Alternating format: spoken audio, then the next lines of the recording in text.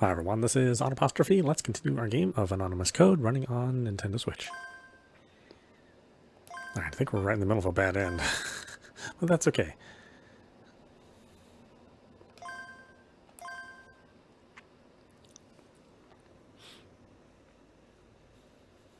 I gotta at least tell him that I'm sorry.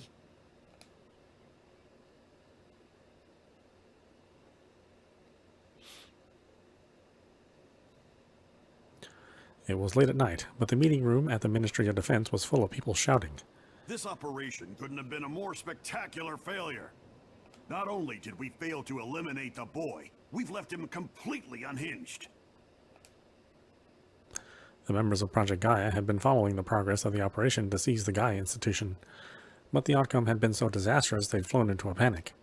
Are you telling me we should have just tightened the kid's leash?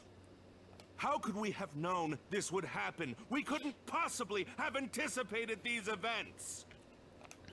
He turned into a monster. This is outside the realms of human comprehension. I doubt there's anything we can do now. It may have been a mistake to target the boy's life. We should have placated him. Then he could have been confined somewhere we could watch him. It's easy to say that in hindsight. I'm quite sure that seeking a peaceful solution would have simply made the child more conceited. He was always impossible to control. If he'd opened up to the media, he would have destroyed both us and the government as a whole. He has all kinds of information on us, down to the color of our underwear. Faced with that boy and Gaia, anybody's as good as naked. Not even the US president is an exception. I'm sorry to interrupt, but the US government is breathing down our necks right now. They're saying that if we don't take care of this immediately, they're going to dispatch not only the JUSDF, but the USMC too. Never! The day we let the US military conduct an operation in Japan is the day we should resign en masse! This is no time to be paying any mind to appearances. They just want to take Gaia and Soga for themselves! But without the Americans, how can we stop him? There was also the rat who claimed that the Vatican was behind this mess. I could see them doing this. It's what they specialize in. If only we were more serious when they asked us to capture that girl. We could have avoided this. We might have seen this coming if we'd used Gaia. Perhaps we should have asked Soga to show it to us. A poorly placed joke, but... Mr. Sunahara, how do you intend to handle this? The Minister of Defense fell silent. He wasn't usually composed, but on this occasion he didn't seem himself. His forehead was sweating, his eyes wandering, and his legs fidgeting. I'm retracting the order to kill Soga. It's the will of the Prime Minister. The words he'd awkwardly blurted out and invited a brief silence. Everyone was shocked. But the shouting resumed a moment later, even louder than before. Retracting it will change nothing at this point. Is the Prime Minister simply trying to skirt responsibility? What if Soga comes to kill us? This matter won't be settled until he's dead. We're being streamed live to the entire world! What would the world think of a country using every ounce of power at its disposal to murder a single child? Neither the public nor the international community would let us live it down. The army will contribute nothing more to this fiasco. But then, how do we fix all this? If we knew that, we wouldn't be in this mess! The minister buried his face in his hands. Their attempt to separate Gaia from Asuma had resulted in them losing Gaia entirely. Even if they wanted to predict the future now, they no longer had the means. As a result, they had no idea how to address this catastrophic situation. The situation was spiraling further and further out of control, but they could do nothing but watch.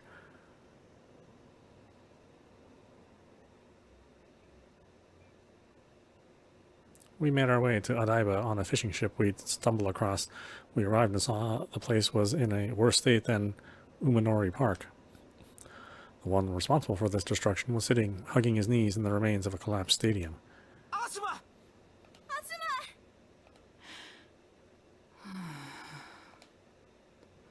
The scale of the ruin made it difficult to find him.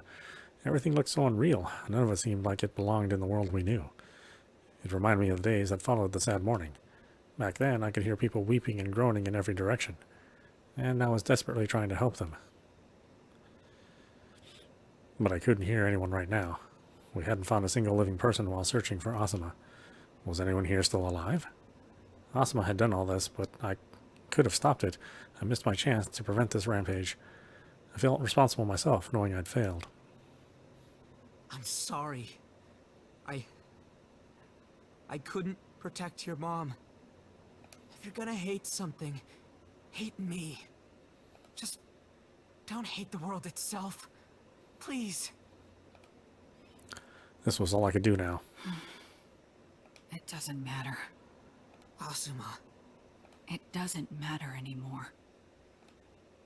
I looked at him, but the confident, cocky boy who'd looked down on everyone else was nowhere in sight. Mother, the world, none of it matters. This world just makes me feel empty. I want to destroy all of it. Because it's a simulation? That's got nothing to do with it. It's because this world is trash. And you're both trash for trying to save it. We're all just copies of the real world. The things you feel are just make-believe. Oh, but... Lucia, you're different. Huh? You're the only one who doesn't exist in any other world layer. You were created by the Gaia above. Created by people who are like gods to us. They haven't solved the year 2038 problem either. That's why Gaia began independent calculations in an attempt to solve it. It went through an unimaginable number of patterns. It found the simulation with the highest probability of success, then ran that simulation. That's the world we're in now. That's the world layer we're in. It's the only one with you in it, Lucia. Well, probability of success is still so small it might as well be 0. But you were the god's last resort. Does that make you feel better about yourself? The end is coming anyway. They threw you into this world, Lucia, but not even you can write its course. And that's why this layer is just another failure. It's meaningless. Not even those gods can solve the year 2038 problem. Everyone's going to die. The system error is going to take us all back to 0. No one can change the world, not you or anyone else. So just give up and disappear! Momo. Asuma had told me a few hours ago that Momo hadn't shown up in the Earth simulations. That meant that she was an irregularity unique to this world there, kind of like an actual being sent by the gods themselves. She probably hadn't expected to learn about her origins here, now. Even so, Momo didn't hang her head as she listened. Thank you for telling me why I'm here, Asuma. I'm surprised, but She just kept looking straight ahead. it's just as I said before. It doesn't matter to me that God may have arranged each of my actions. Even if my sense of duty and my feelings are artificial, I will simply do what I want to do. Momo looked at me. I looked back at her and nodded. Pollon and I, together, will save the world and everyone in it. Obviously, Asuma, you're one of those people we could save. So come on. Come with us. Come on, please! But You won't save anything. our words weren't getting through to him. It's all pointless. Just admit that it's pointless! This world has to be pointless! A world like this shouldn't be allowed to go on any longer! Why don't you get it? Why? Asuma! It's pointless. It's pointless! It has to be pointless! I won't wait for the end. I'll finish off the world right now! What do you mean?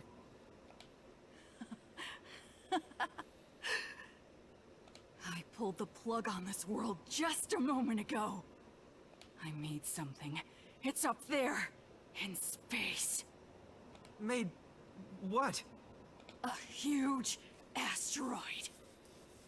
It'll fall to the Earth soon. It's too close for anyone to evacuate.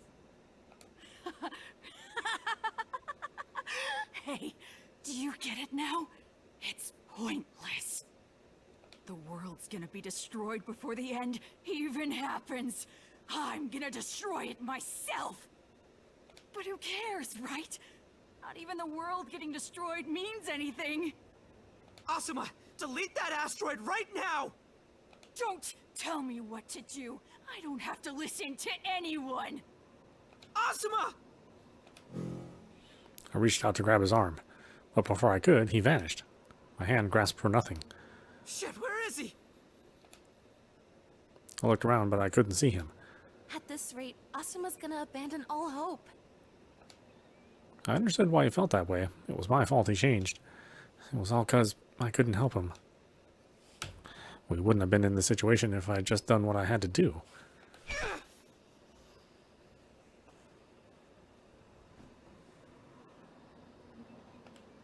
In that case,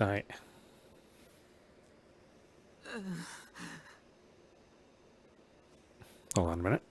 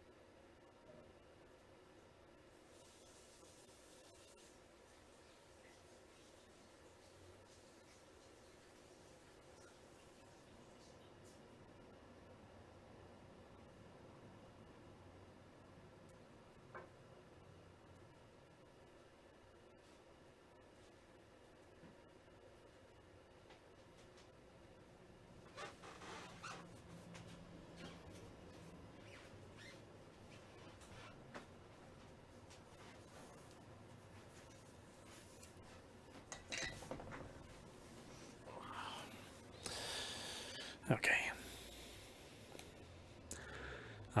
I knew I had to load, but Shit!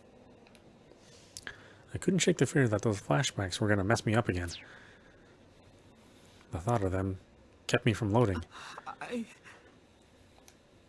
was incompetent and useless.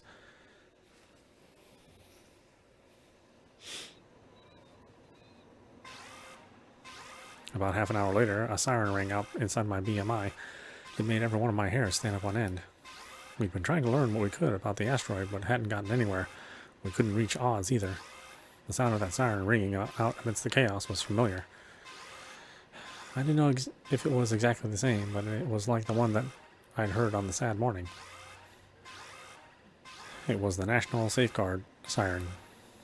It was a siren used to alert citizens about imminent danger. Breaking news. NASA is conducting an emergency press conference in the United States. In the lead-up to this conference, Chief Cabinet Secretary Sugo has declared that all citizens must watch it. If you know anyone currently sleeping, please wake them up and have them watch immediately. Whoa, it's so late, but all the billboards in Tokyo are on. Wait, no, it's not just Tokyo. They're on everywhere in the country. All news media have canceled their programming to show the press conference.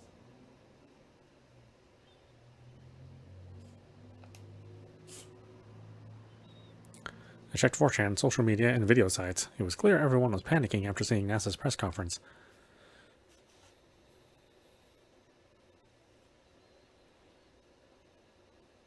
About an hour ago, we confirmed the sudden appearance of an asteroid within the moon's orbit, about 330,000 kilometers from Earth. We named this asteroid X-2038.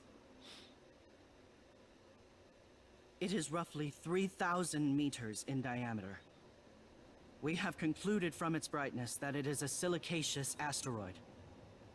We were unable to see the asteroid until now. It managed to elude even Atlas. It is as if the asteroid did not exist prior to its detection and appeared literally from out of nowhere. It is normally impossible for an object this massive to appear so suddenly. As such, we checked our observation equipment for any malfunctions, but found everything to be working as intended. With the help of observatories around the world, we performed countless checks. And, unfortunately, concluded that this asteroid indeed exists. We have calculated from its trajectory that it will collide with Earth. And that impact will occur approximately 6 hours from now.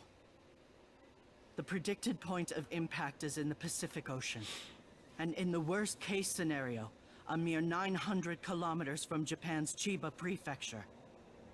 We anticipate that this impact will generate a tsunami that will reach many countries bordering the Pacific Ocean. The effects will be especially catastrophic in Japan, where the height of the seawall could range between 50 and 120 meters. Is there any way to prevent the impact? Where's the safest place to go? How true are the rumors that you actually covered up that the asteroid was approaching? Are you certain your equipment is working properly? Quiet! I repeat, the impact is in 6 hours. There is nowhere you can run.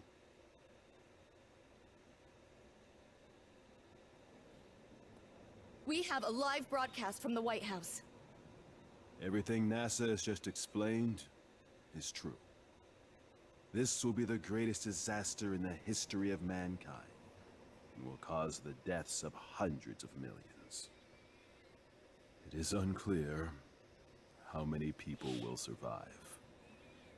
This will be the greatest trial humans have ever faced. But please, try to remain calm. God help us all.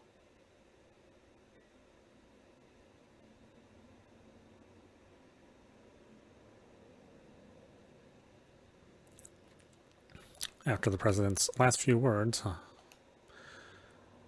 which were probably his true feelings slipping out, All the journalists in the White House press conference room ran out.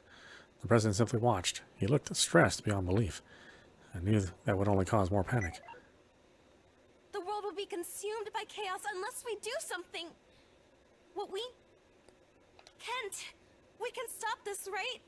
Tell me we can, please. Kent wasn't there, but Momo desperately called out to him anyway. And he actually appeared. Unfortunately, the specific event of Asuma Soga materializing an asteroid was not part of the Fate Line's prediction. Therefore, at this point I have no countermeasure against it. A large percentage of my resources is being allocated for my plan to save humanity from the end. I will take action to eliminate Asuma Soga. But the asteroid still needs to be dealt with. And that I cannot do. Huh? Eliminate? You'll kill him? If the calamity that is Asuma Soga is left unchecked, humanity cannot be saved from the end. But even if you eliminate him, the asteroid will still cause mass destruction. If you can't do anything about it, we'll have to stop it ourselves. Thwarting an asteroid impact. Besides Asuma Soga, the only other individual with the potential of accomplishing such a feat is... Kent looked straight at me. You, Pollon Takaoka. What? Whoa, you're not making any sense. There's no way I can do that. Up until now, I'd used my saving and loading to make the impossible possible. But now I knew this stuff came at a cost. Also, this was way wilder than anything I dealt with so far. It was a goddamn asteroid. I can't. I couldn't even save Asuma's mom. Hold on. Momo grasped my hand. Let's do it. All of us. Together. Momo. I'm the useless one, and I'm always relying on you. So maybe I'm in no position to say something like this. But I think we should all work together and do whatever we can to stop it. I'm sure that it'll work out.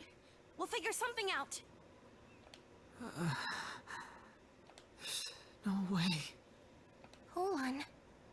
We're dealing with something on a totally different scale to everything we've faced so far. It's too much for us. I gently let go of her hand.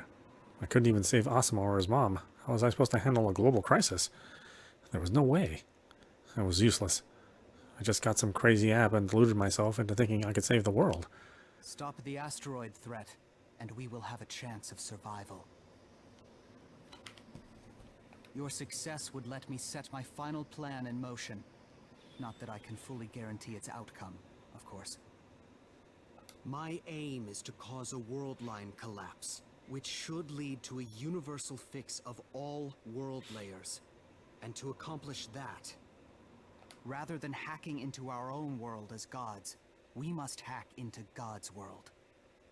Only through this can the end be averted. Pollon Takaoka, that is why. The asteroid impact must be stopped at all costs. Hold on. Seriously, I can't. I had loaded so many times and I still blew it. I knew the same thing would happen if I tried this time.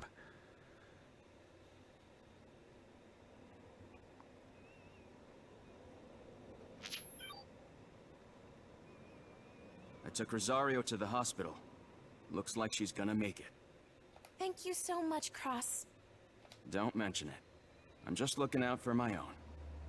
The traffic's crazy here. Everyone's desperate to evacuate. The sun hadn't risen in Japan yet, but the city was already in a state of panic. Looting, terrorism, mass suicides. Order itself was crumbling. I didn't know if it was a good idea to leave this place. No matter where we were, we wouldn't survive the asteroid impact. The number of casualties was probably going to surpass that of the sad morning. Pollon was hanging his head, looking very down. He'd been like this for a while now. It wasn't like him. The situation must have hit him pretty hard. The Pollon who looked forward and rushed ahead was the one who'd given me courage, but I couldn't pin all my hopes on him. I was a member of Nakano Symphonies too, after all. I had to do something about his gloomy atmosphere. So, I'd like to hear your ideas for how to stop the asteroid.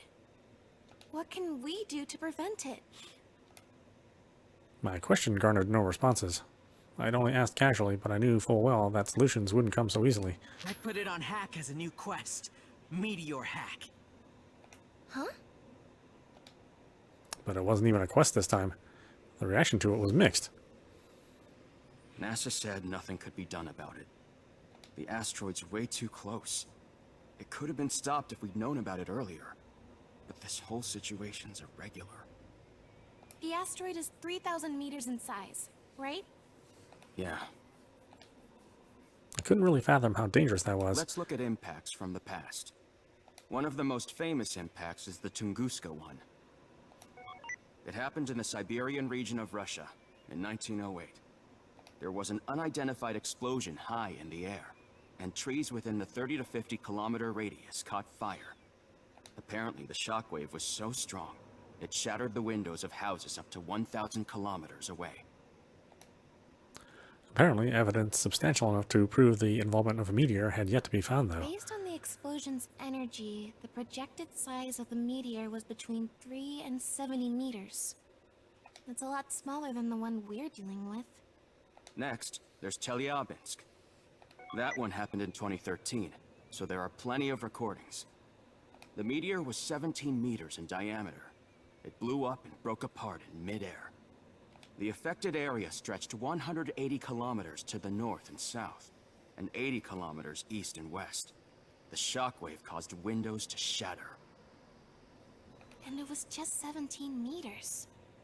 Hey, the dinosaurs went extinct because of an asteroid, right? Yeah, that's a popular theory. Apparently, the Chicxulub crater in Mexico was created by the asteroid that caused the extinction. How big was it? All of this is hypothetical, but it was between 10 and 15 kilometers wide. Damn, that's huge! By the way, the top 3 craters in the world are called the 3 greatest impacts. There's the Chicxulub crater from the impact that killed the dinosaurs at 160 kilometers. Then there's the Sudbury crater in Canada at 160 kilometers. And finally, Then there's the Sudbury crater in Canada at 160 kilometers. And finally, the Fredefort structure in South Africa at 180 kilometers. The energy from Chicxulub's impact created a tsunami that's estimated to have been 300 meters tall.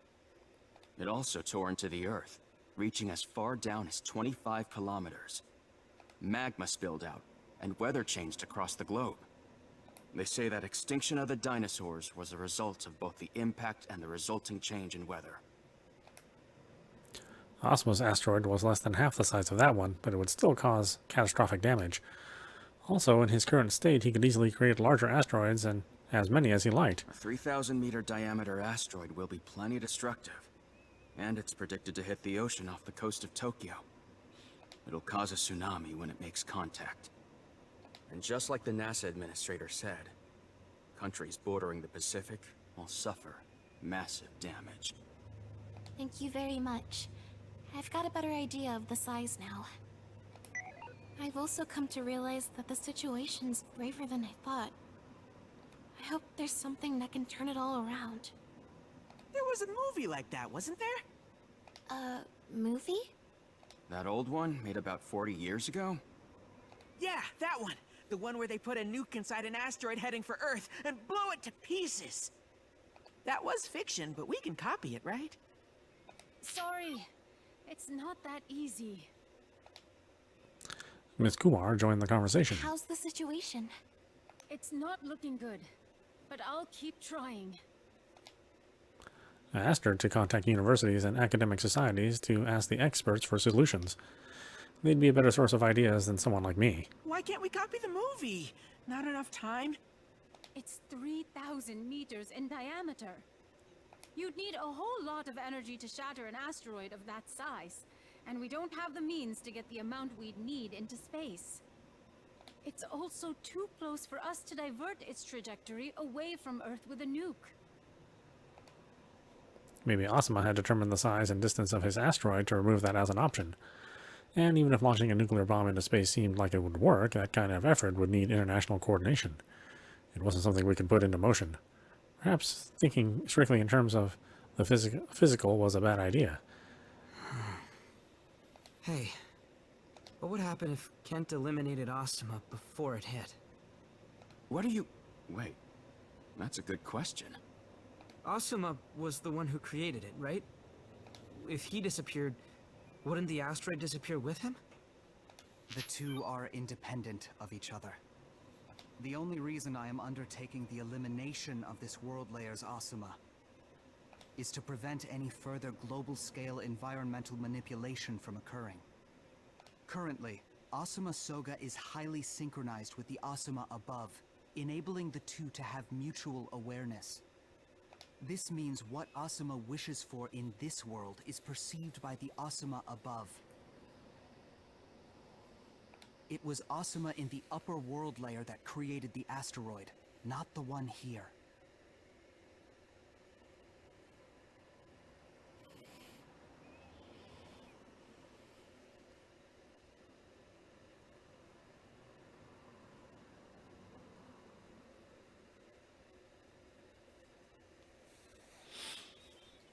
Therefore, even if the Asuma in this layer were to die, the asteroid would not disappear with him. And the same holds true for the Asuma above, under the assumption that we somehow manage to eliminate him. The only way to delete that asteroid is to have the Asuma above alter Gaia's parameters. Yeah. That means all we can do now is pray to God, huh? Pollon was right. This really was too great a task for mere humans. I knew that. I fully understood it. But surely there was something we could do.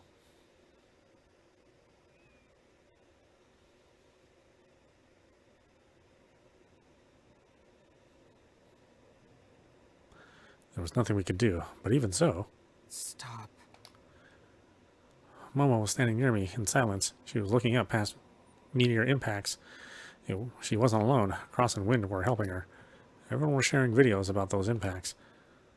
Nobody was saying it, but I could sense their despair.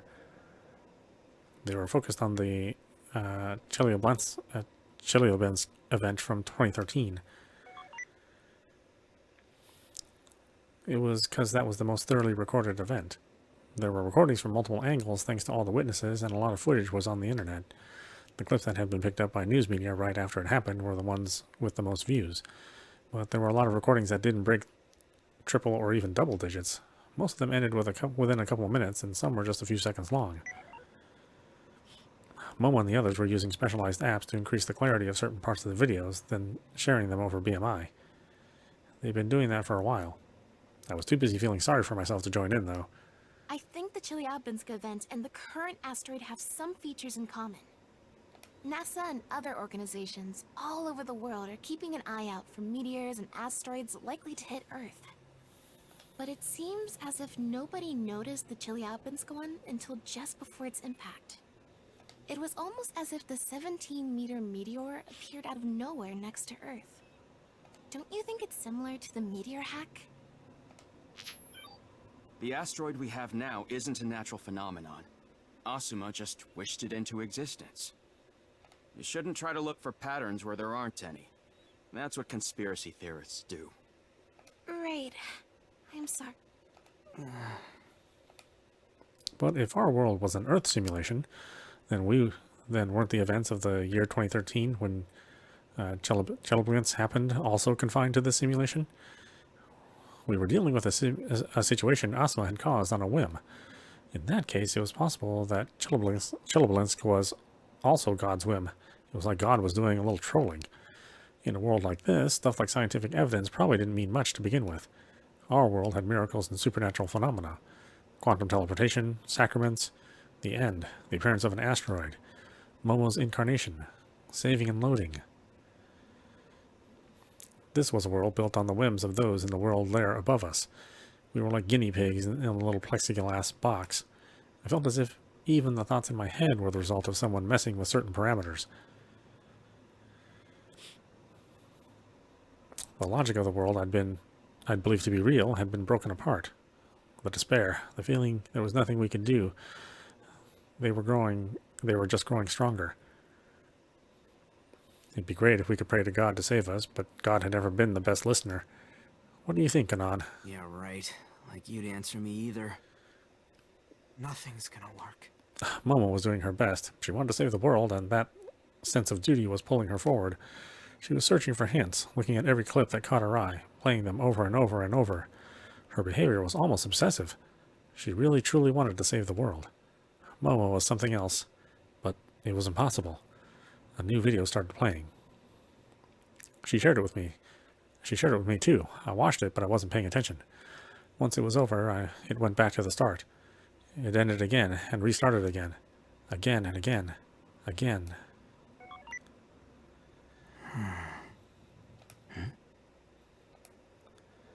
I noticed something about the video.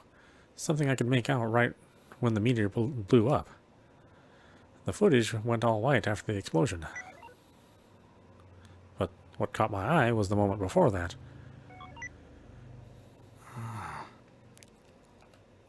I played it again. I hadn't noticed it on previous videos, but... Hey. Pollon? What is it? About this video you just sent me. Huh? Yes? Yes? Did you notice something? Right before the meteor explodes, it looks like it gets hit by something that flies up from behind. Something even faster than the meteor itself. Can you see it? Huh? Really? Oh, okay, I see it now. It's in 2010 quality, so it's hard to tell. I used the app to increase its clarity, but this is the best it can do. Now that you mention it, I guess I can see it. Can we contact the person who took this video? I doubt it. This isn't the original video. Looking at the account, it's a re-upload. I see. The original was probably out there somewhere, but even if we found it, there was no guarantee we'd be able to contact the uploader right away. The video is more than 20 years old. I'm sorry. I guess I'm just imagining things. Yeah, I shouldn't be wasting all our time on false hopes. Wait, that's actually an interesting theory. Miss Lid seemed curious. If something had hit it from behind, what could the mysterious object have been? A detached piece of the meteor? No, the gap in their relative velocity is too wide. A fragment couldn't have caught up with it. Was it a missile or something? That would mean that someone successfully shot it down, right? 20 years have passed. You'd think that whichever country, organization, or individual that pulled that off would have claimed the glory by now. So, did another meteor just happen to collide with it? That would mean both were on an almost identical trajectory. Miss Lid tilted her head to one side, then smiled. All right. Who wants to try replaying this moment in an Earth simulator? An Earth simulator? You mean you want us to go back to the Gaia Institution? Gaia was under Asuma's control, though. Even if we snuck in there, we wouldn't be able to use it. No. I don't mean Gaia. Japan and the Vatican aren't the only places operating Earth simulators behind closed doors. Officially, development on all of them has ceased, but lots of countries are still running sims in secret. And you have connections to those places? You'd better believe I do. I pulled some strings and got permission to use one of the Earth simulators in the US. Pretty good on short notice, huh? Who did you ask for help? Oz? No, I can't even contact Oz. Kaoru and No are looking for him, though. I asked Kurisu. She has an above-board image, but I'll have you know she's involved in plenty of shady stuff behind the scenes. A few minutes later, Miss Lid shared the simulation data with us. Check it in VR mode. There was no point to any of this. It wouldn't help at all. That's how I felt, but I couldn't stop myself from turning on VR mode. Set it to 9:20 and 26 seconds local time.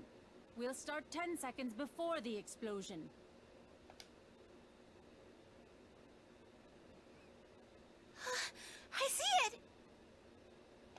Whoa! Takaoka was heckin' right!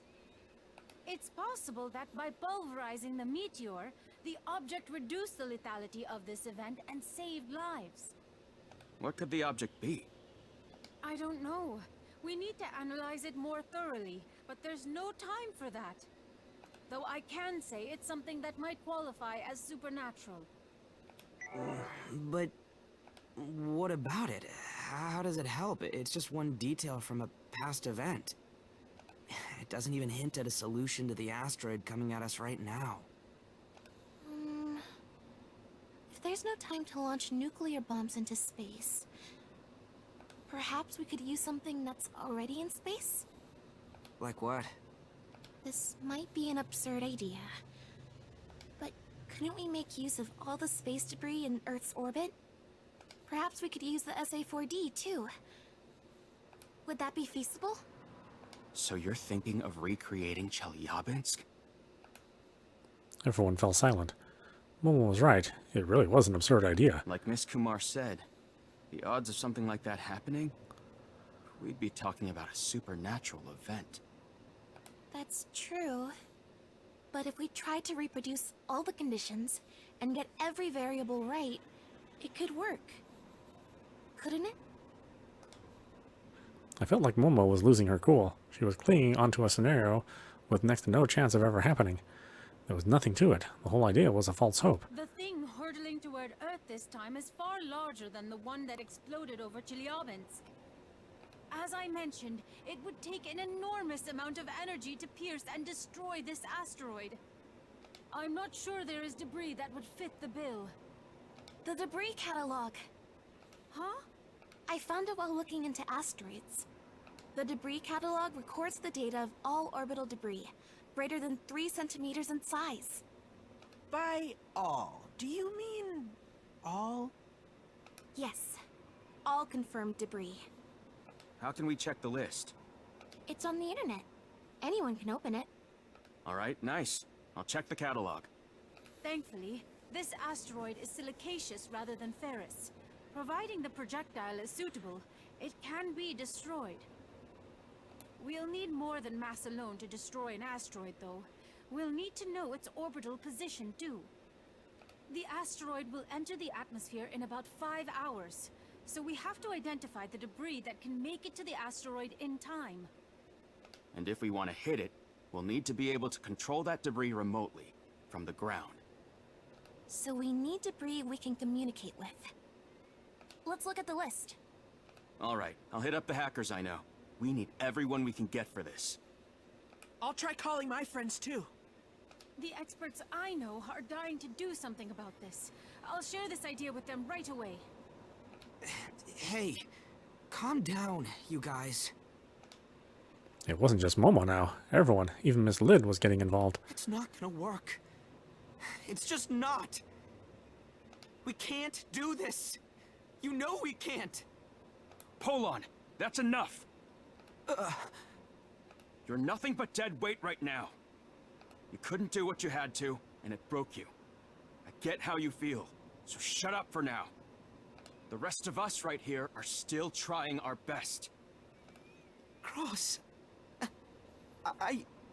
It's your childish and embarrassing ideals that brought us all together. Don't forget that. I didn't know what to say to him. Before, I might have been able to stand with them and face the future, to rush ahead with him. But now, I knew my limits. I couldn't face the future.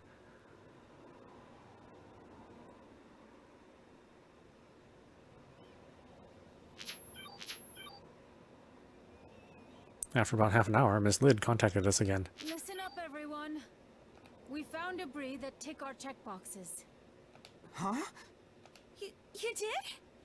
I had some experts help me, and I even got to use the QCDC again. I had a little help from Amadeus, too. You mean Kent? No, Kurisu. Anyway, I got some of the world's best brains on this, and they managed to find some debris that could do the trick. Seriously? We won't be using actual debris, though. We're going to borrow satellites from the Astraea project. The Estrella project? You know about the space elevator that's being built, right? Oh yeah, there was one under construction in the Pacific Ocean. They're already sending material for it up there on a regular schedule. It's being used for space resource development missions still in the proof of concept phase. The Estrella project is one of them. Its mission was to use satellites to tow lots of small asteroids from the Apollo group closer to Earth. The asteroids are metallic and about 500 meters in diameter. Then in the future, asteroids collected that way could be used for further development, huh? That made sense. And the satellites used for this proof of concept, Estrella 1, 2, and 3, all happen to be stationed at the space elevator's orbital platform. So that meant... The idea is to crash them into X-2038, along with the asteroids they towed over. If the calculations are right, the impact would be in relative distance, 50,000 kilometers from Earth. They calculated all that so quickly. That's amazing. But Miss Lid didn't look too excited. It didn't seem like this strategy alone would resolve the crisis. But that impact wouldn't be enough to outright destroy X-2038. Even if things went according to plan, only about 40 to 50% of the asteroid would be destroyed. The scattered pieces would still be enough to cause major damage. It wasn't going to be that easy, huh? That's why we're looking into another plan too. One utilizing the Space Guard system. It's the space defense system deployed by the JUSDF. Space Guard. Oh yeah, that sounded familiar.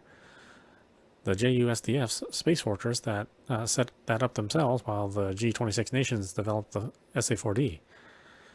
Though unlike SA-4D, the Space Guard used large missiles placed in orbit, which seemed relatively simple. There are 9 Space Guard missiles that can intercept X-2038. They could be used as a follow-up to the Estrella sats. And all of that would be enough to neutralize even a 3,000-meter asteroid, huh? Though, no matter which strings I pull, I can't find anyone who can connect to Space Guard's HQ. It's looking like I have no choice but to hack into it. The security there is no joke either, so it'll be a race against time. Kent could probably handle it, but he kind of had his hands full, didn't he? Cross, Wind, can you go on the internet and get help from the hackers who have joined in on the quest? They both nodded. Scientists, experts, even hackers from all over the world were coming together to deal with the situation. While I...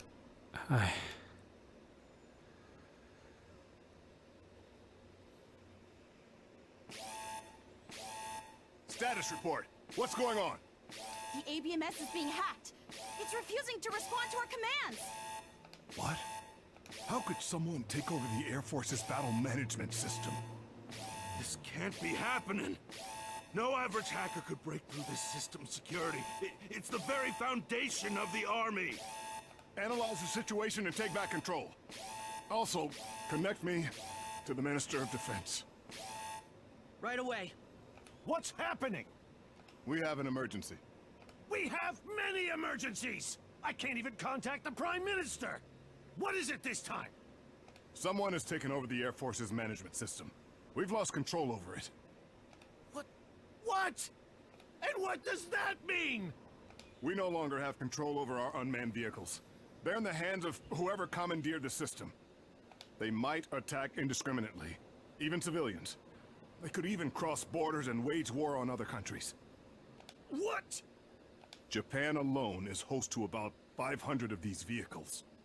And we have no means of stopping them.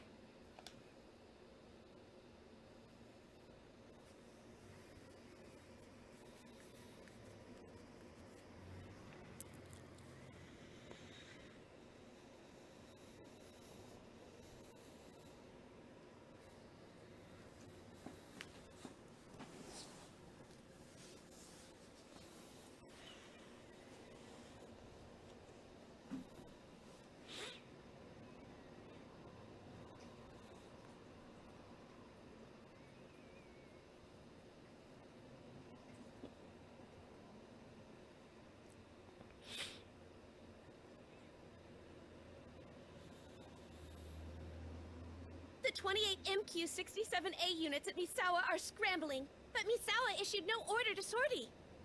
The 15 units at Hyakuri have scrambled as well. We've lost control of over 30 more. So far, Chitose, Matsushima, Iruma, Komatsu, Komaki, and Miho have reported that their MQ-67As can no longer be controlled. We've received contact from the US. They're absolutely convinced that the hacker who took over the system is Cicada 3301. So we're in the hands of a wizard. What is he after? All units are heading towards Tokyo. It doesn't seem that he intends to intercept the asteroid, though. Control! We have completed analysis of the target coordinates set for all MQ-67As. Put them on the monitor. That's... I see. Their target is... Asuma Soga!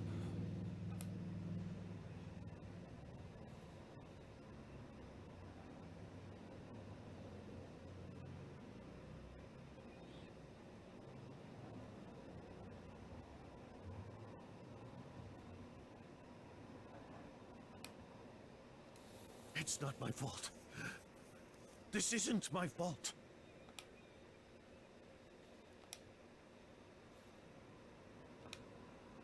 I'm not responsible, so go right ahead. Kill him.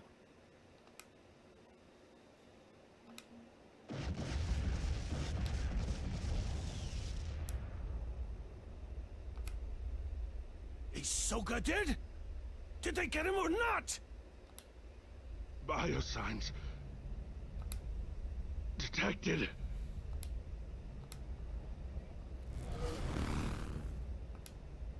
He is alive. What?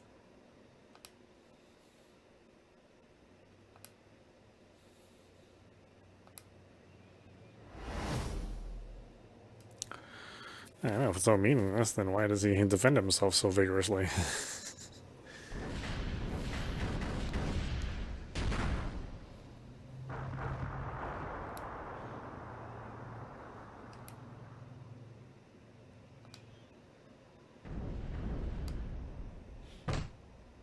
Damn you, monster!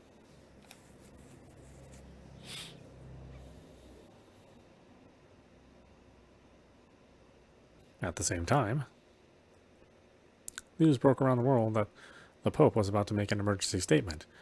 It was late at night and at the Vatican. Popes almost never announce speeches at times like this. This world will not meet its end with the asteroid. For that is not the will of our Lord. The Pope's speech opened with the promise of hope, but the man had more to say. The true end shall come approximately 11 days hence. We were granted this truth by Our Lady of Fatima some 130 years ago. January 19th, 3:14 and 7 seconds, Coordinated Universal Time. As foretold by our Lord, that is the moment when all shall come to ruin. Until that moment comes, let us join hands and find peace in prayer. First, the approach of a devastating asteroid, and now the Pope himself was declaring that another end was still to come. Regardless of the nationality, faith, and race, his words were enough to instill panic in all mankind.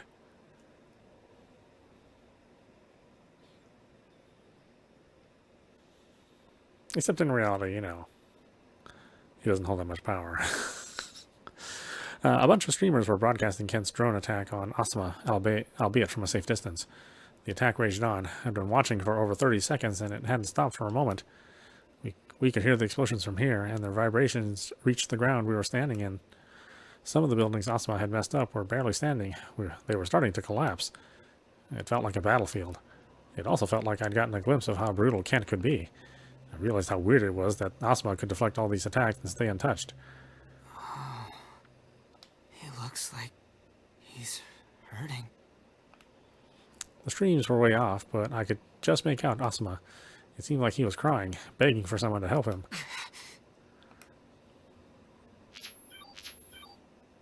Hey, shouldn't you two get out of there? If the asteroid hits, you'll be underwater. There's no point running now. We couldn't get away, and if we made the wrong turn somewhere, we could end up getting caught in one of those attacks. Also, the Army's attacks are causing network disturbances all over. It's making the panic even worse. There's traffic everywhere, and the infrastructure is starting to fail. Cross? You're cutting out.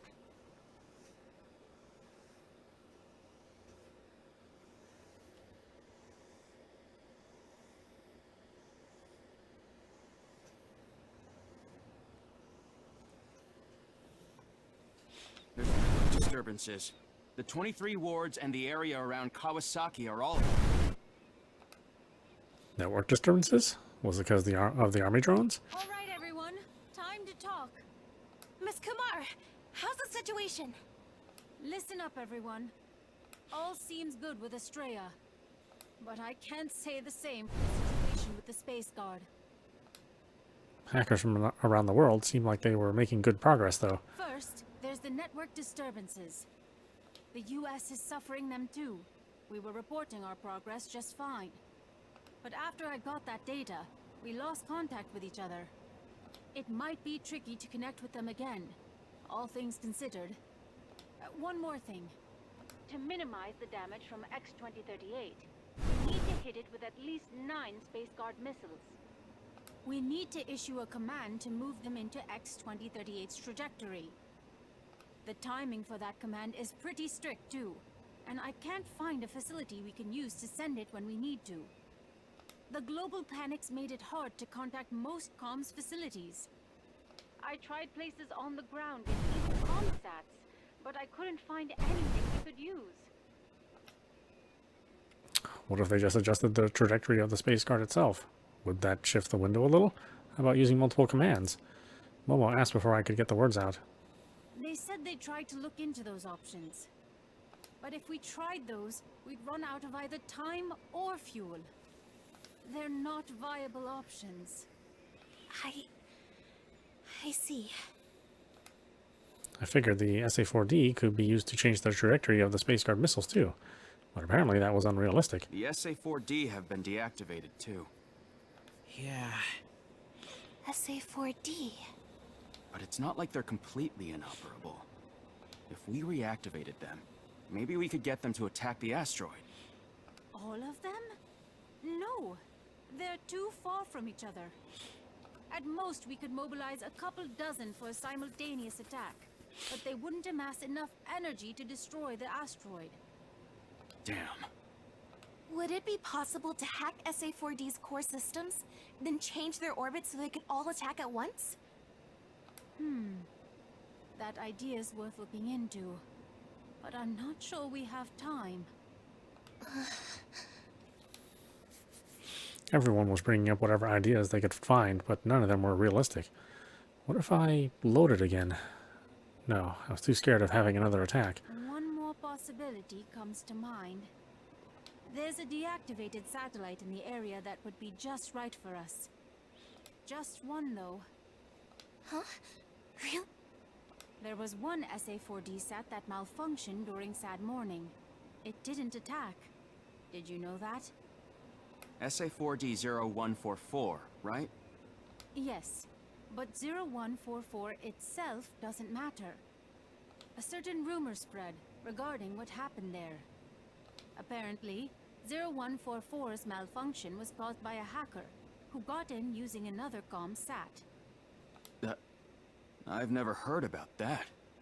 Samesies. That was the first I've heard of it too. One of the people helping us out right now is involved in the SA-4D decommission project. He's my source for that rumor. So there was a chance that the comm sat could be reactivated and used to tell the Space Guard missiles to move at just the right time. But accessing that sat and getting the channels, passwords, and optimal comm systems would take a while. And then there's the time we'd need to secure the channel from the sat to the Space Guard missiles.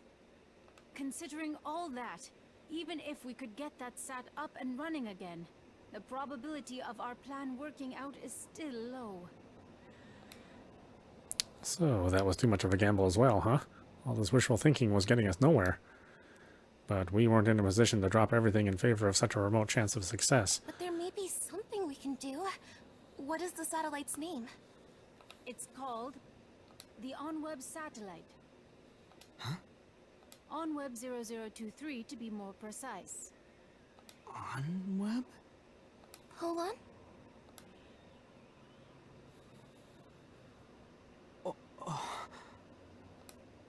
I never expected to hear that name here. Pollon, are you okay? What's wrong? Hey, Miss Lid, about that sat. Was it launched in 2020? And is it listed as 45136Y in NORAD's satellite catalog? Huh? Yes to both. How do you know that? What kind of coincidence was this? Was fate itself trolling me? That's the satellite my dad did maintenance on. What? Give us the details. OnWeb was an internet comms company, right? Yeah, it went bankrupt 17 years ago. I found an article about it. Okay, so back then, SATCOMs-based internet wasn't practical. I wasn't even born then. Me neither. I wouldn't be born for another year. My dad worked for them as an engineer. By the time OnWeb went bankrupt, they had already sent 70 test sats into space. And they're still in orbit. My dad and the other employees were dismissed with the bankruptcy. But the company applied for corporate rehabilitation law. That's why they expected the company to come back eventually. And that's also why a bunch of the ex-engineers secretly did maintenance on the 70 sats that were already in orbit. They did it so those sats would be ready to go whenever the company recovered. That day never came, but Dad and the others kept up with the maintenance. It's like a piece of my dream, continuing to brave the skies today. Even though everyone forgot about them, and they'll never be used again. The other engineers and I, we made them. We put them up there. And we're gonna remember them, look after them, until the day they burn up. That's why I still maintain it. Hey, Pollon, if something happens to me, would you look after it for me? I guess this stuff doesn't make much sense to you. Sorry, Pollon. I suddenly remembered that moment when I was still young and Dad still had that light in his eyes. He stopped paying me any attention after our family had broken up, but he never stopped working on that satellite. Always with his back to me, always locked up in his room, always like that. Don't disturb me. I'm working. Miss Lid had just said that someone had used the OnWeb sat to hack SA4D0144. They say that if 0144 hadn't malfunctioned, there might have been one more crater in Tokyo. At least another 5,000 casualties. Dad had saved those people? The workaholic who didn't seem to give a shit about his family saved all those people? What the hell? Why hadn't he told me? If that was true, then he wasn't just some incompetent asshole. He was the only hacker in the world who'd stood against the sad morning, an event not even the most wizard-tier hackers could hold off. Dad was more skilled, respectable, and awesome than I ever was. He was the real hero. Pollon, look at this.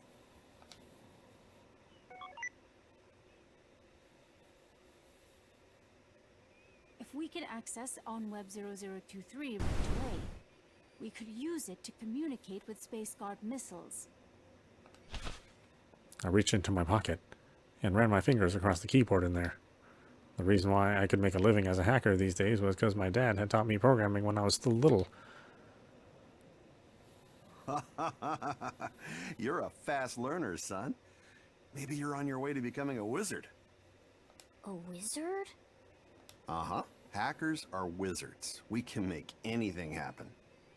Make the impossible possible. That's your old man's motto right there. There used to be so much kindness in his smiles, but after our family fell apart, I just stopped going into his room. I always stood just outside, looking at him and saying nothing. I never even tried talking to him. I turned my back on him, too. And he never turned to face me. But he was a man who never let go of his ideals. Pollon, what do you want to do?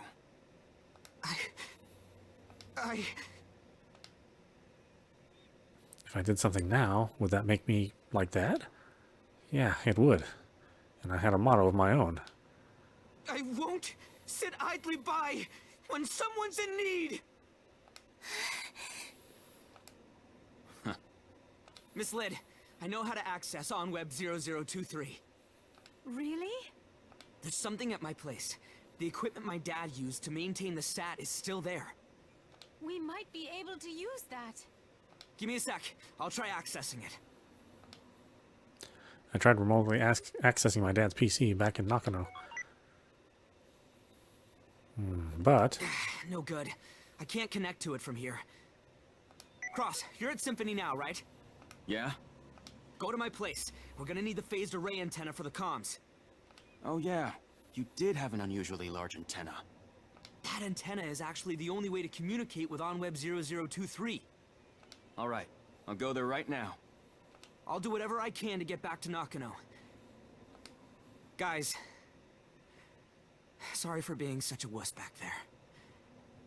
I'm gonna help too. I'll fight alongside you a little longer. I glanced at Momo, then we made for the shore where we moored the fishing boat we came to Odaiba aboard. What do we do after we turn on the antenna? We'll use my dad's PC. Its security's tight though. We'll have to bypass it.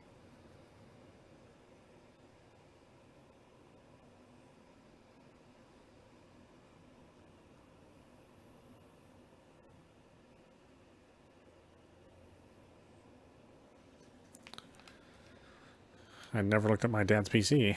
I felt like if I did, I'd find some file revealing how he actually felt, and I didn't want to see anything like that. The PC had remained completely untouched. If you can handle it, go ahead and hack it, Cross. It's your dad's memento, though. Hacking it may cause it to crash and make it impossible to look inside. Ever. Are you okay with that? Yeah. This wasn't the time to worry about that stuff. If this was the only solution we had, we couldn't afford to get hung up on the risks. A QCDC could hack it in no time. But we can't get our hands on one of those with the comms in the state they are. She was right. A QCDC could break through and old PC security like it was tissue paper. There's another problem, though. Even if we can establish comms with OnWeb 0023, someone had to input the commands for position control to properly communicate with the 9 Space Guard missiles. we'll probably need a highly skilled specialist. My dad could do it, but I can't. I think I know someone who might be perfect for the job. Huh? Tengen. Oh yeah, he was an ex-astronaut. Have you got through to him? No, not yet. Finding out that our world was simulated had shaken him up pretty bad. I could understand that, obviously. But this wasn't a good time for that old dude to be wigging out on us. I wasn't one to talk, though. I'd been a mess myself until a few minutes ago. I'll see if I can get someone else. You do that. We have until an hour before impact to establish comms with Space Guard. We have to get this sorted before that. That gave me an hour to get from here to Nakano, then set up comms so we could use OnWeb 0023. I'll handle it. I was never going to back down again.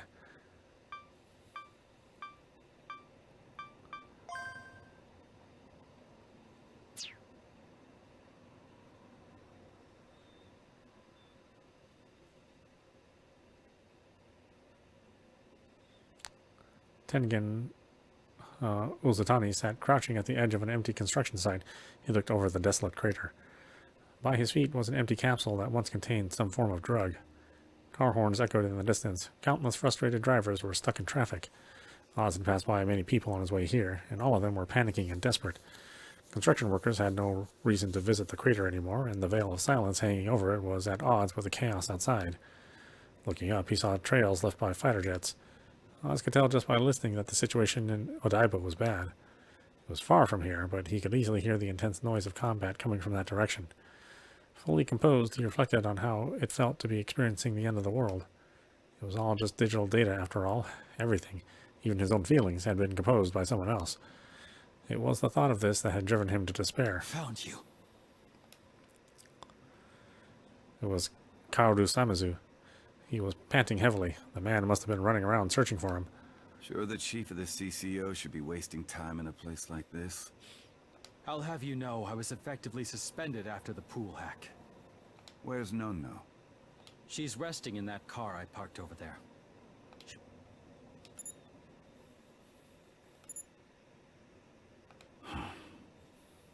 At any rate, perhaps you could lend us a hand? We need your skills as a former astronaut. Lend you a hand, huh? Think I'm gonna do that? The way I am now? You don't appear to have your hands full. Sure don't. I'm just sitting here being melancholic. I found out that the universe I'd spent all this time looking up to was make-believe. Someone made it up.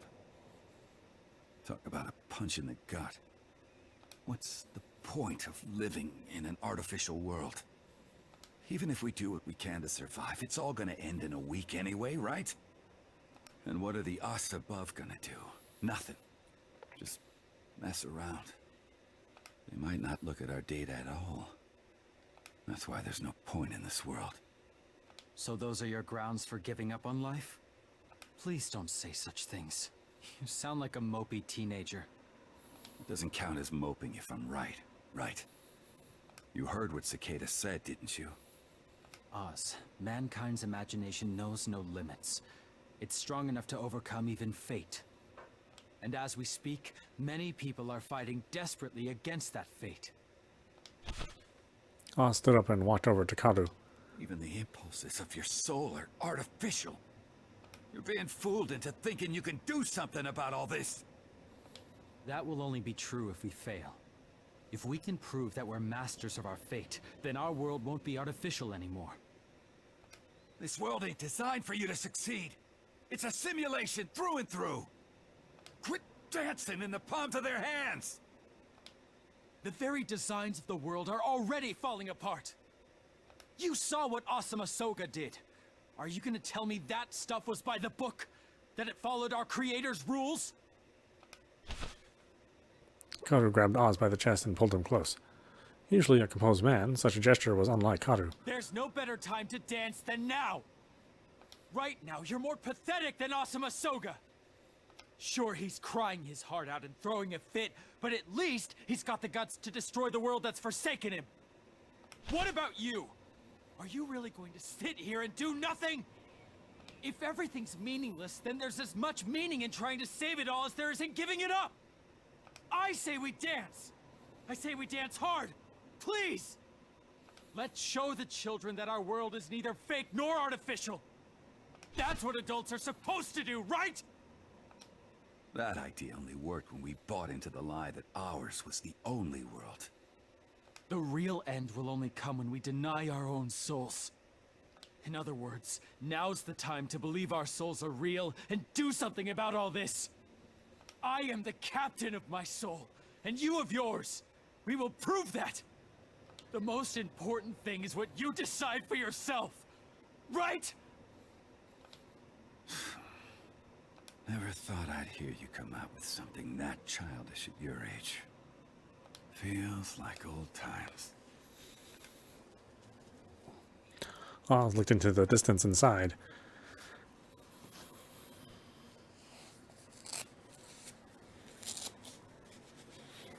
The breakwater was completely destroyed. It was even worse than when Momo and I reached Odaiba. The clash between Asuma and the army had been so intense that giant waves had formed.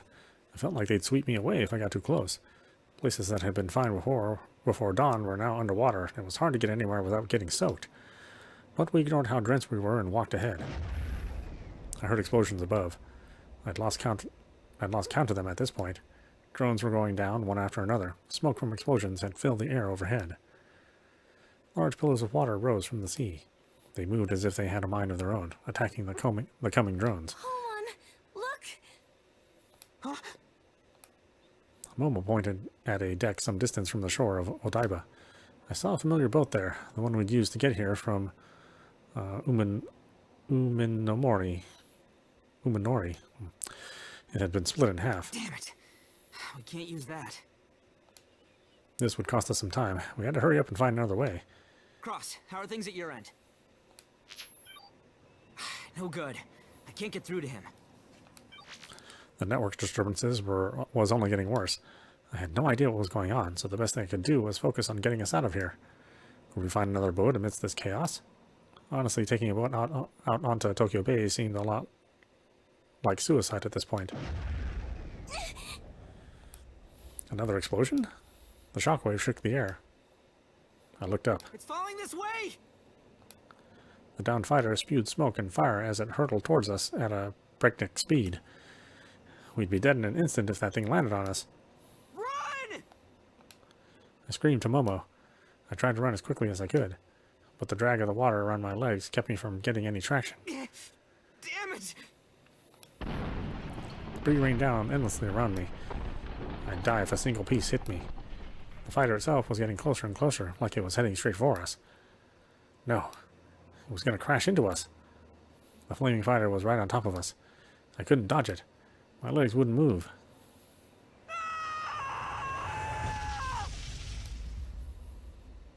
Oh, did we get another ending? Number 15. Okay, what's number 15? I don't even know what chapter we're on anymore.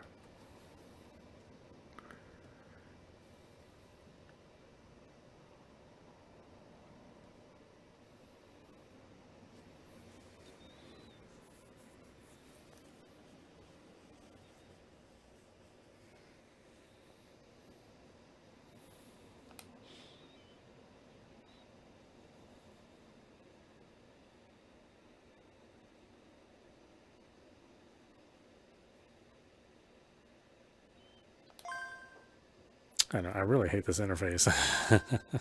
I hate the way they set up this gameplay. I really wish it was like, God,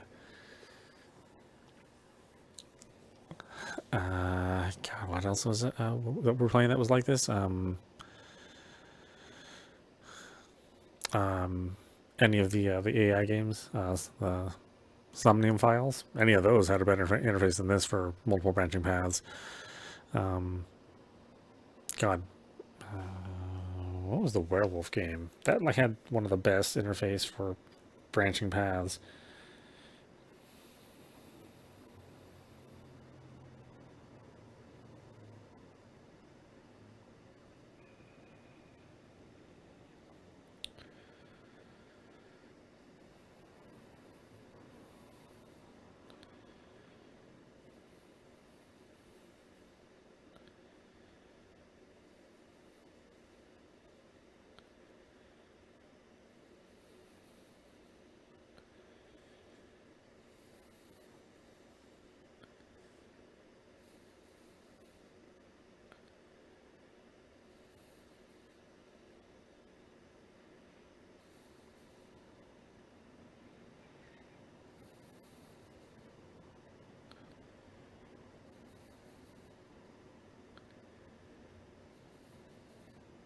I know, I always forget the name of it, even though I really love it.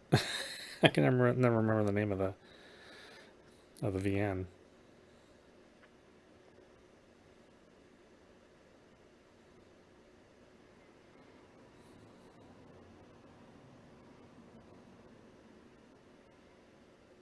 Raging Loop, that one. I mean, I said I wish this was, I wish this interface was closer to Raging Loop, where it just gave you a branch that you could pick, and then you could make a different choice at that time, rather than coming through and loading all the autosaves. I mean, I know they built this interface as part of the story, but that doesn't make it a good idea.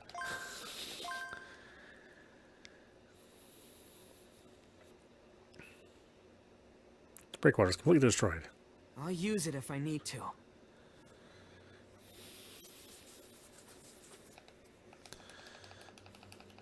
Okay. I mean, see, like, clicking through all this stuff is just wasting time. Adds no gameplay.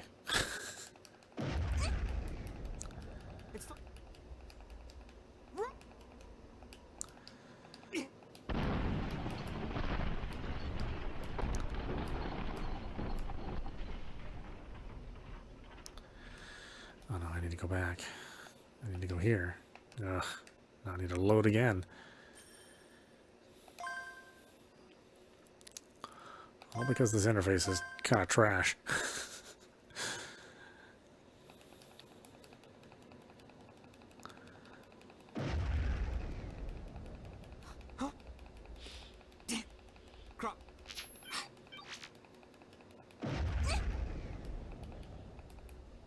It's fun. Run!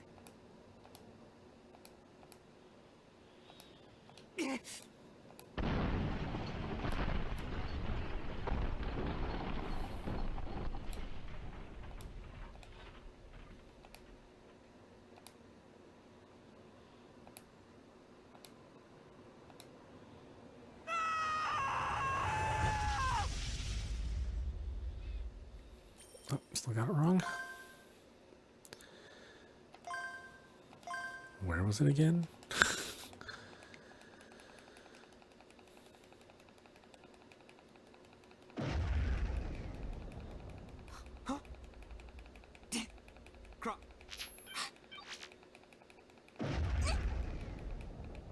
It's fun. Run!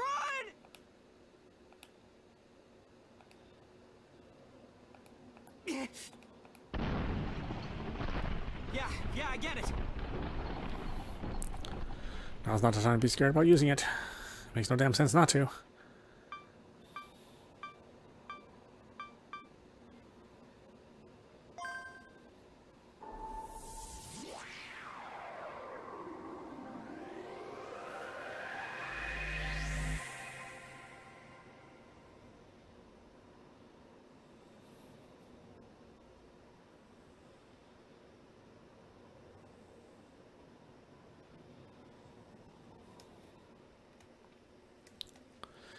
There. Momo, stop! We were walking to the breakwater. The boat's wrecked. Let's go by land. Huh? Ah, okay. Momo instantly agreed. She must have realized I'd loaded. It'll take longer, but let's use the tunnel. Odaiba was destroyed, along with the bridges leading to Uminori and Ariake. The area leading to Ariake was especially bad. The landscape itself had changed and it didn't look like we could make it there on foot. But maybe the tunnels were still intact. 2 tunnels led to Odaiba. The Shudo Expressway's Tokyo Harbor Tunnel to Oi, and the Route 2 tunnel connecting to Uminori Park. The latter had collapsed though. We saw on the way here. That was why we had to use the Tokyo Harbor Tunnel.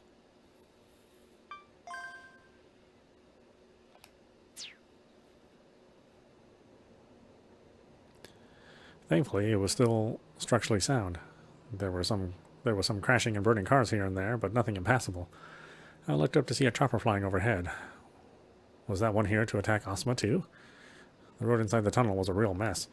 Cracks on the wall were leaking water, and vibrations strong enough to pass for earthquakes kept shaking the place. It could fall apart at any moment. Still, this was our only choice. Let's go. Momo strolled into the tunnel without a moment's hesitation. I followed after her, watching my step. The tunnel was about 1.3 kilometers long. Once we were through, we'd be out of Odaiba. Hoping that Cross and the gang were doing okay, we made our way through the tunnel. The road inside the tunnel suddenly began to shake so hard I could barely stand. There was an intense rumbling ahead. Look! Water. Was this tunnel collapsing too? Momo, run! We spun around and sprinted back as fast as we could, but the water was faster. It caught up to us. A massive force slammed into my back. It was like a wall was propelling me forward faster than I could process. It was carrying me away. I tried to grab Momo's hand, but I couldn't reach her. I was overwhelmed in seconds by the ice-cold water. Back we go.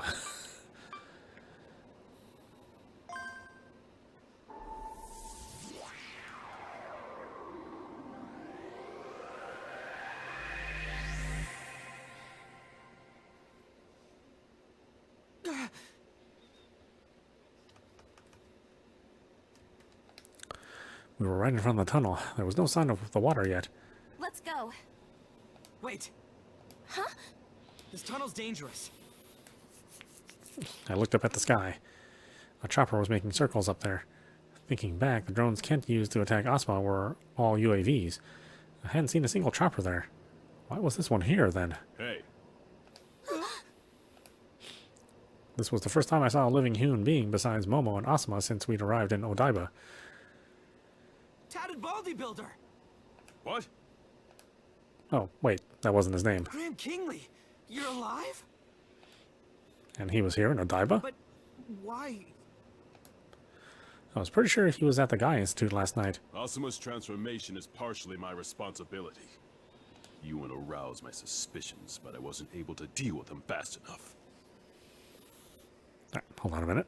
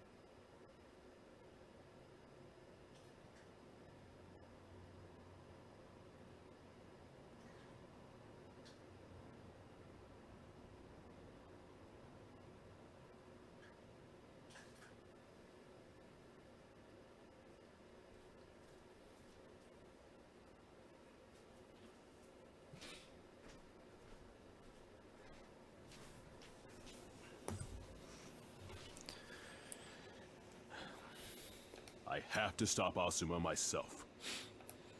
The chopper overhead flew down towards us. So, it wasn't a drone. Did you call it down? Graham didn't deny it. You're gonna fight him in that chopper? Don't you see what's happening there? I'm a soldier. It's something I gotta do.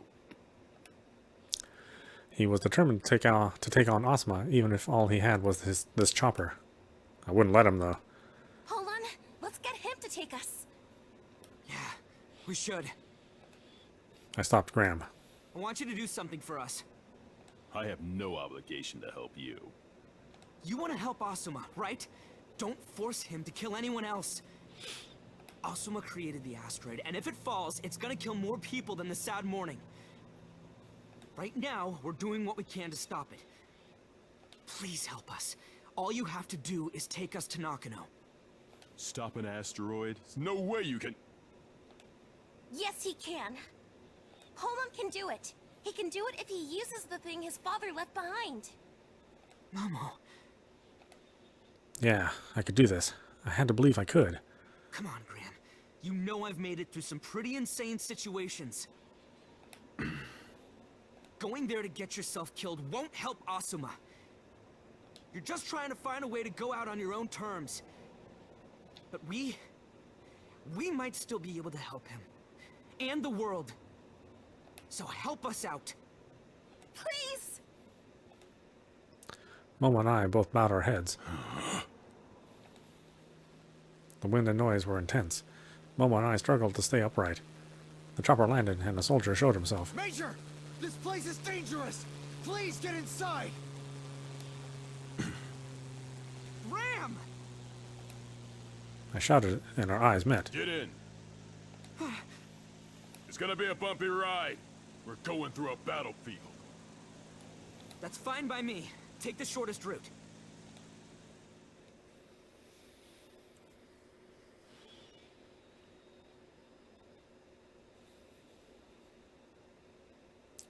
The chopper hovered upwards.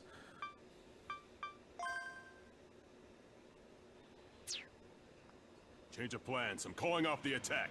Take us to Nakano. Roger that. Heading to Nakano. What is that? Momo was looking outside. She was at a loss for words. I followed her gaze, and my jaw dropped. The combat was going on. The sky above Shibara was filled with smoke from the explosions. Through the smoke, I could make out a bunch of floating buildings. They looked like high-rises from Tamachi or Hamamatsu. The sight was like an illusion or a mirage, but it was very real. Several huge buildings had been plucked from the surface, lifted into the skies, and spun slowly in place. The buildings seamlessly transformed again and again as they intercepted the oncoming drones or consumed them entirely. Between the buildings and the pillars of water, the UAVs didn't stand a chance. And that wasn't all. The countless cars hurtling through the air had formed a vortex. Each of the vehicles moved as if it had a mind of its own. It decimated the drones. Kent was probably sending everything he could, but witnessing this, I felt like the army was going to run out of drones before Asuma was dead. Suddenly, the chopper began to spin. I was thrown around inside and almost hit my head. What's happening? We've lost control! The AI can't regulate our altitude anymore! It's ignoring the routes I'm putting in! The HEM-122 lock is gone! You're gonna lose control of the system! Turn off the autopilots. Fly it manually. Switching to manual control. It's not working, sir!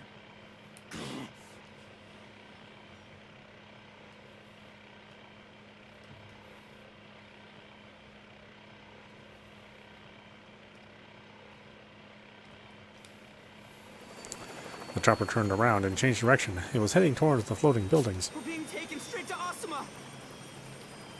At this rate, he'd just shoot us down. I can't control it! Turn off all systems. I can't! Hold on! Look! I looked outside again and saw 3 giant pillars of water around the chopper. Shit! We were surrounded. Ram! Damn it! The pillars twisted like snakes, then closed in on us. We could easily crush the chopper with us inside. Not it! We can't! Brace for impact!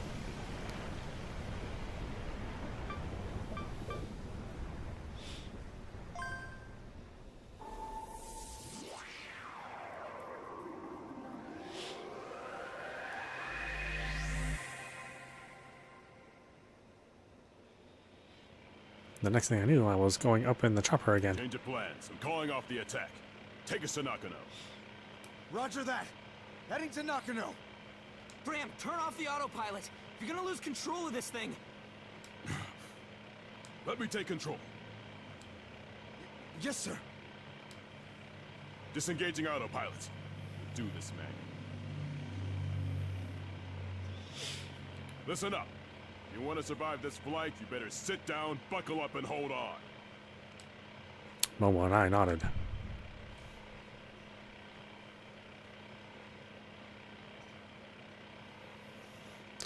More drones were being shot out of the sky outside.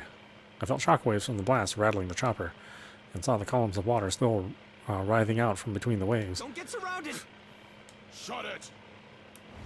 One of the pillars came close. It whipped in our direction, slightly grazing the hull. The chopper lost altitude after the jolt, and for a moment I felt myself floating. Seconds later I thudded back down, though. You okay? Yes! The chopper was spinning wildly. I'm gonna recover. Back me up. Roger that. Momo and I could do nothing but cling to our seats as the chopper juddered harshly. Graham and the pilot both took the control column and pulled it back as hard as they could. Raise the nose! We were approaching the surface of the water, but moments before smashing into the bay, the chopper stabilized. We were horizontal again. A second later, another pillar burst out of the water immediately in front of us. Don't test me! The chopper turned sideways. The sudden movement was so intense I felt like I was inside a blender. Slamming into the inside of the fuselage over and over, I clenched my teeth to bear the pain. Still biting down, I looked outside the window and realized we were no longer over the sea. We'd entered a residential area. We got through? It looked like Shibura was below us. The floating buildings were shrinking into the horizon. Mr. Graham, what's that sound? We'd only just made it out of a crazy maelstrom, but a weird sound had me uneasy again. Bad. The chopper's damaged. It's gonna struggle to stay in the air. We started losing altitude again.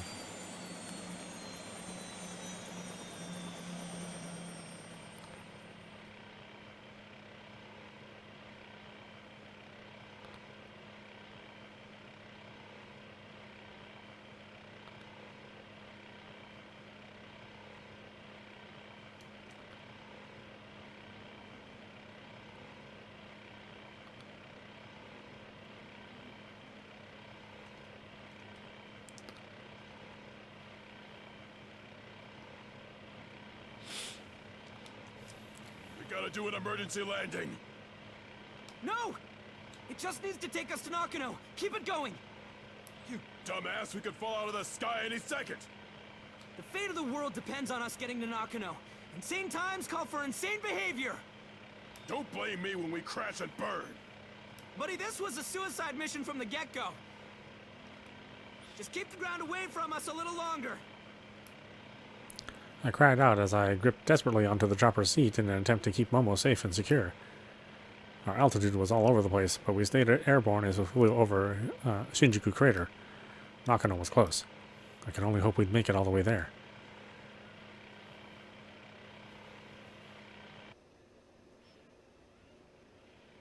Keep us high.